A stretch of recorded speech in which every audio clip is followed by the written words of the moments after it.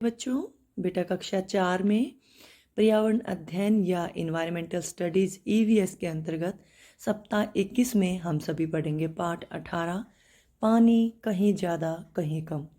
जो आपकी पाठ्य पुस्तक खोजे आसपास उसका ये पाठ है बेटा, पाठ नंबर 18। पाठ का नाम है पानी कहीं कम कहीं ज़्यादा। ठीक है, पेज नंबर 146 से ये पाठ शुरू है। पाठ की विस्तृत जानकारी मतलब पाठ को वहाँ से पढ़ सकते हैं। ठीक है बेटा, तो आज हम इसी पाठ की वर्कशीट को हल करेंगे। आगे बढ़ने से पहले आप सभी से वही एक छोटी सी रिक्वेस्ट है, जो लोग मेरे चैनल पे नए हैं या आप लोग पहले से भी जुड़े हुए हैं और आपने अभी तक मेरे चैनल को सब्सक्राइब नहीं किया तो प्लीज़ मेरे चैनल को सब्सक्राइब कर लेना। पानी कहीं कम कहीं ज़्यादा। देखिए बेटा, कहीं पे जहाँ समुद्री इलाका था वहाँ पे बाढ़ आई रहती है। कई जगह ऐसी है जहाँ पे पानी की बहुत कमी है। ठीक है, तो वर्कशीट में सबसे पहले आप लोगों को यहाँ पर अपना नाम लिखना है, यहाँ पे दिनांक लिखना है। आज है 23 तारीख 11वां महीना 2021, इसमें लिख रखा है साल 2021। चित्रों को देखिए बेटा। पहले इस चित्र में ये बच्चा इस अंकल को कोल्ड ड्रिंक पीने को दे रहा है, तो ये अंकल मना कर रहे हैं कि मुझे कोल्ड ड्रिंक नहीं पीनी। दूसरे में ये आदमी गिलास में पानी दे रहा है, लेकिन आप ध्यान से देखो तो इसने नाक को हाथ लगाया हुआ है। ऐसा क्यों? क्योंकि पानी गंदा है। और ये आपके पाठ्य पुस्तक में बता रखा है कि ये जो सेल्वा नाम का बच्चा है वो कोल्ड ड्रिंक दे रहा था, तो मेहमान ने कहा नहीं मुझे पानी ही दे दो। क्यों? क्योंकि हमारे यहाँ पे पानी गंदा आ रहा है। तो लेकिन फिर मेहमान ने कहा नहीं मुझे पानी चाहिए, तो उसके पिताजी ने, सेल्वा के पिताजी ने बताया कि हमारे यहाँ पे पानी खराब आ रहा है इसलिए कोल्ड ड्रिंक दे रहे हैं। तो आपका पहला प्रश्न भी यही है, सेल्वा ने मेहमानों को कोल्ड ड्रिंक क्यों दी थी? क्योंकि वहाँ पर पानी गंदा आ रहा था। कोई मेहमान आता तो हम उसको पीने के लिए आते ही चाय पानी देते ना, तो पानी नहीं ठीक नहीं होने की वजह से उन लोगों ने कोल्ड ड्रिंक दी। ठीक है, ठीक है बेटा। सेल्वा ने मेहमानों को पीने के लिए कोल्ड ड्रिंक इसलिए दी क्योंकि उनके यहाँ पानी गंदा आ रहा था और वो पीने लायक नहीं था, मतलब पीने के लिए ठीक नहीं था। प्रश्न को पूरा कर लीजिए आप सभी।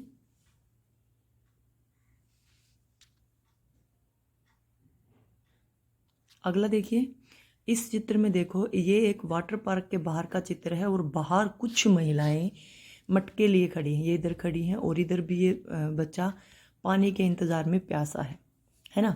उपरोक्त चित्र को बताइए कि वाटर पार्क के बाहर भीड़ क्यों थी? क्योंकि वाटर पार्क में बहुत सारा पानी खेलों के नाम पे बर्बाद किया जा रहा था और बाहर खड़े लोगों के पास पीने के लिए पानी नहीं था। वो पानी प्राप्त करने के लिए, ऐसा नहीं है कि वो वहाँ पे लड़ाई झगड़ा करने गए थे, उन्होंने सोचा कि यहाँ पे पानी है, वो पानी अपने पीने के लिए लेने के लिए वाटर पार्क में गए थे।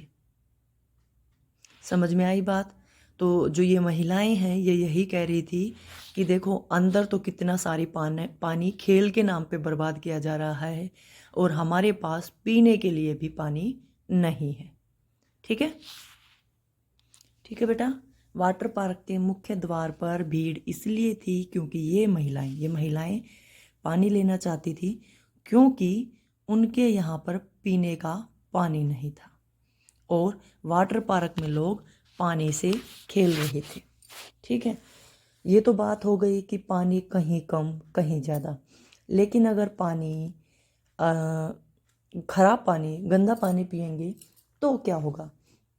तो बेटा हम लोग बीमार हो सकते हैं।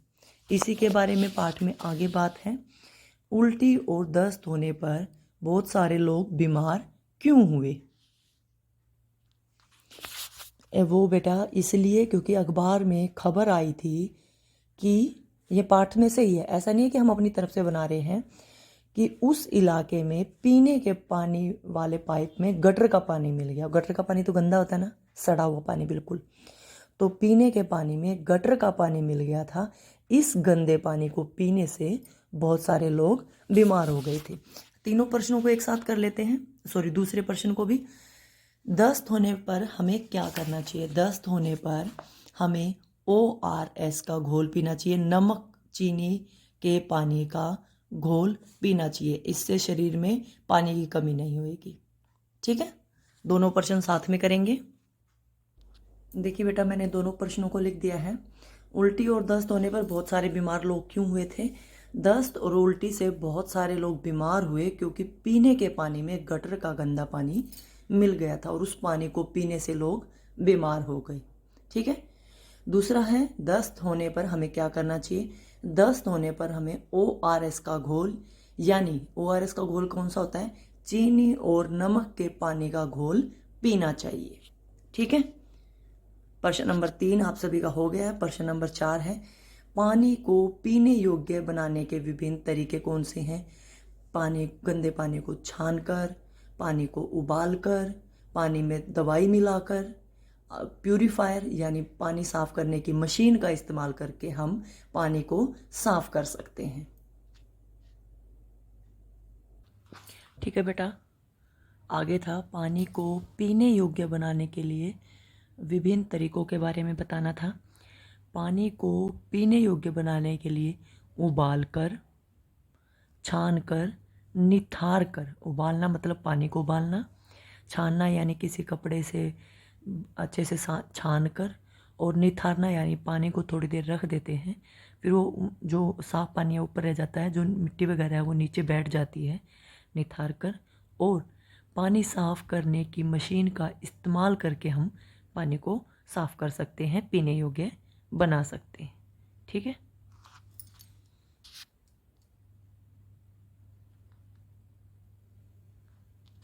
अगला प्रश्न आपके सामने, पहले चित्र देखो। ये चित्र किसका है?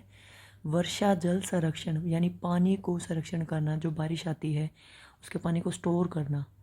बारिश का पानी जैसे छत से होता हुआ पहले छत पे गिरा, फिर पाइप के द्वारा इधर इकट्ठा हो गया, फिर इस टंकी में इकट्ठा होके नीचे ज़मीन में चला गया।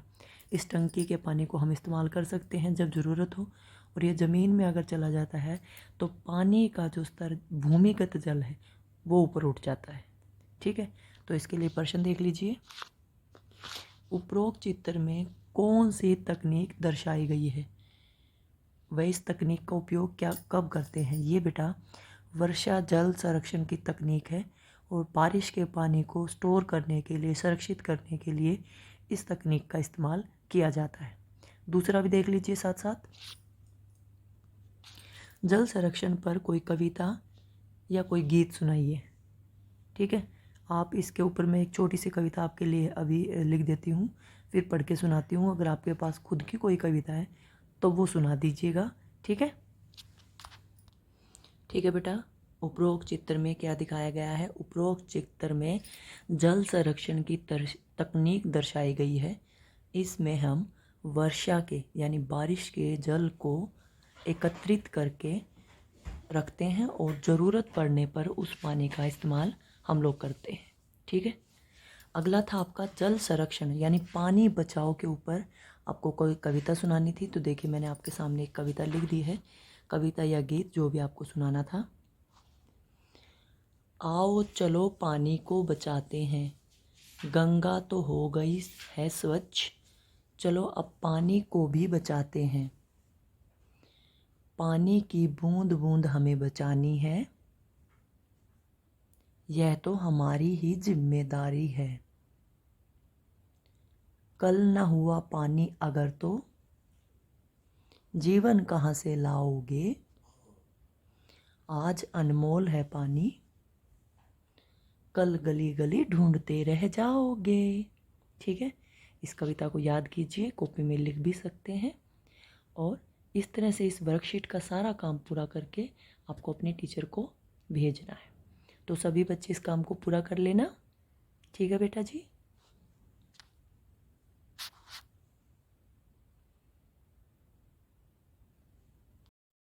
आगे बात करेंगे बेटा जीवन कौशल की। जीवन कौशल में आज हम बात करेंगे संतुलित आहार के अंतर्गत वो खाना जो शरीर को मजबूती देता, शरीर शौष्ठव संबंधी भोजन। पिछली वीडियो में हमने 3 प्रकार के भोजनों के बारे में जाना था। रोग प्रतिरोधक क्षमता बढ़ाने वाले, शरीर को मजबूती देने वाले, शरीर को वृद्धि देने वाले। ठीक है। तो आज हम जिस भोजन की बात करेंगे वो हमारे शरीर को, हमारी हड्डियों को, हमारी मांसपेशियों को, हमारे दिमाग को, हर चीज़ को मजबूती देगा। ठीक है, उसके अंतर्गत क्या है? संतुलित आहार के दूसरे प्रकार का भोजन है शरीर को मजबूती देने वाला भोजन। पहले प्रकार का पिछले वीडियो में पढ़ा था, सप्ताह 20 के अंतर्गत। शरीर सौष्ठव हमें अच्छी तरह से बढ़ने और हमारी मांसपेशियों के निर्माण में मदद करता है। ये प्रोटीन से भरपूर होता है, मतलब वो खाना जिसमें प्रोटीन खूब मात्रा में होता है वो बेटा। इसके अंतर्गत क्या क्या आता है? दूध, सोयाबीन, अंडे, बीन्स, दालें, सूखे मेवे आदि। ये सब भोजन क्या है? हमारे शरीर को मजबूती देते हैं। ठीक है, ये खाद्य पदार्थ बच्चों के विकास के लिए, मस्तिष्क के विकास के लिए, मांसपेशियों के विकास के लिए और सीखने के लिए बहुत ज़रूरी है। अगर आप चाहते हो आपका दिमाग तेज हो, शरीर मजबूत हो, हड्डियाँ मजबूत हो, तो आपको ये सब भोजन करना चाहिए। देखिए आपके सामने चित्र बना हुआ है, इस चित्र में क्या क्या भोजन है वो देखिए आप एक बारी। देखो आप, ये आपके सूखे मेवे, कीवी है, चेरी है, लीची है, फ्रूट्स है। फ्रूट्स में क्या क्या है? सेब, संतरा, है ना, और आपका ये इधर हमारा जूस है। ठीक है, और ये आपकी विभिन्न प्रकार की दालें हैं। ठीक है, ये आपके अंडे रखे हुए हैं, ये आपका मांस रखा हुआ है जिसको खाकर आप अपने शरीर को मजबूती दे सकते हैं। ठीक है, तो आपने देखा कितना सारा भोजन है ये। तो आज आपको पता चला शरीर को मजबूती देने वाला भोजन प्रोटीन युक्त भोजन होता है। ठीक है, तो आपको खुद भी और अपने परिवार वालों को भी इस बारे में बताना है कि आज आपने क्या पढ़ा है कि शरीर को मजबूती देने वाला या प्रोटीन वाला भोजन कौन कौन से होता है। प्रोटीन के सबसे मुख्य स्रोत जो सभी को आसानी से मिल सकते हैं, बाकी चीज़ें तो हम ये मान के चले कि स्थिति या परिस्थिति के अनुसार होती हैं, दालें हैं। सभी प्रकार की दालों में प्रोटीन खूब मात्रा में तो होता है। सोयाबीन की दाल में सबसे ज़्यादा होता है। ठीक है, अच्छा आगे है। अब आपके लिए कुछ प्रश्न है, कुछ गतिविधियां हैं। आप अपने घर में उपलब्ध 5 प्रकार के खाद्य पदार्थों की सूची बनाइए जो प्रोटीन युक्त भोजन की हो या जिनसे शरीर सौष्ठव मिलता हो या जो शरीर को मजबूती देते हो। ठीक है, 5 प्रकार के। ठीक है बेटा, तो देखिए मैंने 5 अनाज बता दिए, 5 चीज़ें जो आज आपके घर मतलब हमारे घर में अभी मौजूद हो सकती हैं। आलू सभी के घरों में होगा, दालें सभी के घर में होगी। साबुत अनाज में प्रोटीन होता है, पिसे हुए में फाइबर ज़्यादा होता है, लेकिन साबुत अनाज। दूध के अंदर खूब होता है दही, और अभी जो सब्जी चल रही है मटर, उसमें खूब मात्रा में प्रोटीन होता है।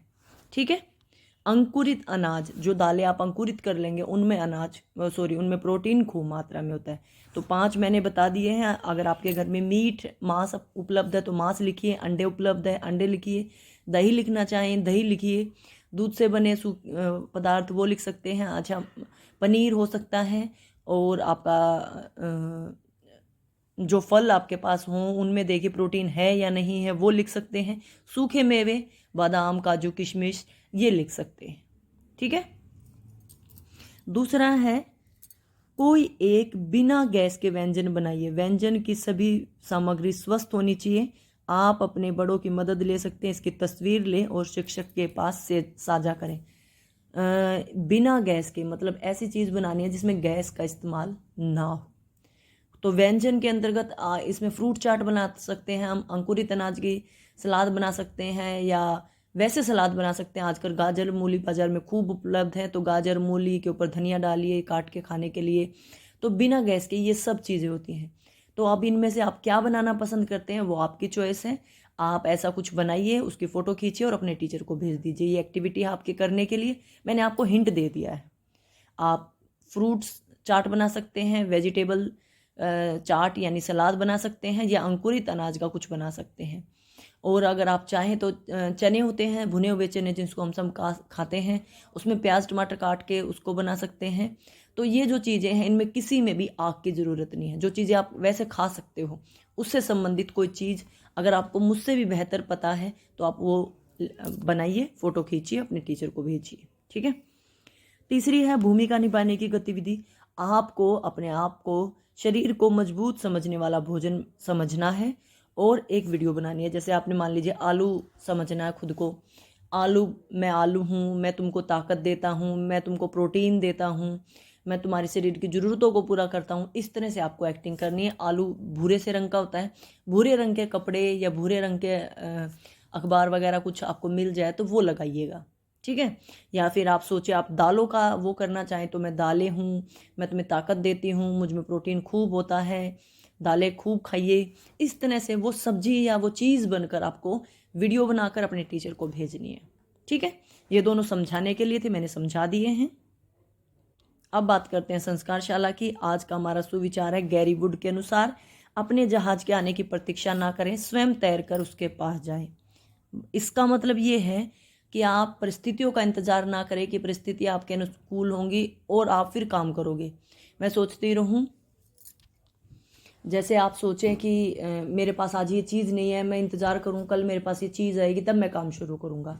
आज मुझे स्कूल का काम करना है, मेरे पास पेंसिल नहीं है तो मैं आज काम नहीं करता, कल करूंगा। कल सोचो आज पेंसिल फिर से नहीं मिली, कल करूंगा। ऐसा नहीं करना आपको मेहनत करनी है, आपको पेंसिल ढूंढनी है। घर पे नहीं है तो बाजार से ले आइए, मम्मी पापा से रिक्वेस्ट कीजिए। मतलब परिस्थितियों को अपने अनुकूल बनाइए। आज ये सोचे कि आज तो मुझे कहीं जाना, आज ये काम नहीं करता, कल करूंगा। कल सोचो आज अच्छा कल रह गया तो कोई नहीं, आज फिर छोड़ देता हूँ। ऐसे नहीं बेटा, आपको खुद अपनी उन्नति के जहाज के पास जाना है। वो जहाज चलकर आपके पास नहीं आएगा। समझ गए मेरी बात को? चलो अब है आज क्या खाना है। आपको अपने दादा दादी की पसंद का खाना खाना। उनको पूछिए उनको क्या पसंद है तो उनकी पसंद का खाना खाइए, जो भी उनको पसंद हो। परिवार के साथ बोलने में कठिन शब्द, ऐसे शब्दों से के साथ खेलना है। बार बार जल्दी लगातार बोल के देखें। जैसे अब आपको ये लाइनें बोलनी है, खड़ग सिंह के खड़कने से खड़कती हैं खिड़कियां, खिड़कियों के खड़कने से खड़कता है खड़ग सिंह। ये लाइन 5 बार बोलोगे ना तो पक्का कोई ना कोई गलती होगी, खूब मस्ती होगी परिवार के साथ। तो इन लाइनों को बोलना है। आज के दिन की गतिविधि है, अपनी कॉपी किताबों को जेल चढ़ाना है। पहले से चढ़ा हुआ है तो बहुत अच्छी बात है, ये नहीं कि उसको फाड़ के फिर से चढ़ा लो। अगर नहीं चढ़ा हुआ तो उसको अखबार का, प्लास्टिक का, ब्राउन पेपर का कोई भी सुंदर सा कवर चढ़ाइए। आपकी दैनिक दिनचर्या वही है, माता पिता का अभिवादन करके दिन की शुरुआत करें, दांतों को दिन में 2 बार ब्रश करें, प्रतिदिन स्नान करें, खूब पानी पिएं, संतुलित आहार लें, अपने चेहरे को छूने से बचें, हाथों को बार बार धोएं, अपना गृह कार्य समय पे पूरा करो, ठीक है। जल्दी से आज की वर्कशीट का काम पूरा कर लो और अपने टीचर को फोटो खींच के भेज दो। आज के लिए बस इतना ही। वीडियो अच्छी लगे तो लाइक कर देना, चैनल को सब्सक्राइब कर लेना। वीडियो देखने के लिए आपका बहुत बहुत धन्यवाद।